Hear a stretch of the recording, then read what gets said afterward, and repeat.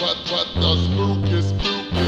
Who is always have her thrills. Well, it's been a while.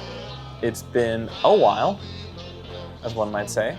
Unlike last time, I won't be talking about movies today. Today, I'm shifting focus a little bit to talk about something that I hope becomes the first entry in a long-running segment that I like to think of as Spooky Maker Appreciator. So what's a spooky maker? Well, a spooky maker, in my definition, in my eyes, I see them as the companies that make Halloween-centric, horror-centric, pretty much spooky consumerism-centric products. And today, our maker is a coffee company all the way from New Jersey called Deadsled Coffee. So I'd first come across Deadsled Coffee via Fright Rags, who was promoting a collaboration they did with both Deadsled Coffee and the Bayless Company. I don't really know how much Fright Rags was involved, but not the point. Point is, there was this Bela Lugosi licensed bag of coffee that Deadsled was putting out called Bayless Brew, and has this great picture of Bela Lugosi right in the center. I thought that was really neat. I'm a huge Bela Lugosi fan, so I wanted to check it out, but I didn't at the time. I don't know what stopped me, but honestly, I didn't try it until just recently.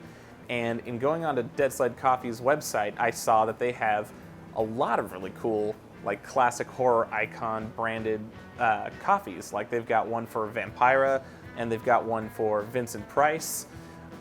They've got a few for different bands, and they have their own. And honestly, their logo, this three-eyed bat, is just a cool, spooky piece of art. And their use of black and orange and white and orange and the contrast of colors, I mean, it's great. It just adds a little dash of spooky to your coffee, which generally is pretty plain in presentation. I don't know about you guys. I mean, I know that there's plenty of people that are really into coffee and do super fancy stuff. As one who I have, generally speaking, a dark roast at home in the morning, being able to add that extra bit of spooky just adds a whole other dimension to my morning. Something I really appreciate about this company, aside from their classic horror theming and Halloween colors and things like that, is actually their mission statement and their ethos, which is generally it's not make it the customer's responsibility to understand why their coffee's good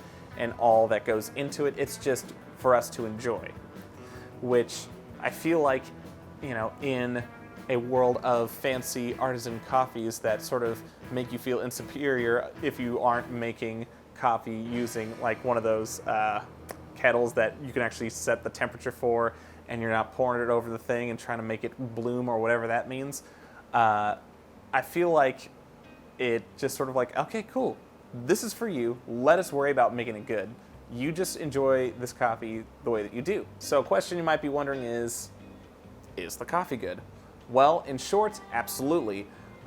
In much longer, I'm not in any way qualified to talk about coffee and tasting notes and things like that, because I just don't know enough about it. But I can tell you that I think it's good. I've gotten 2 different bags. I got a bag of Bayless Brew because it's got Bela Lugosi on it. I had to try it. I wanted to just have it.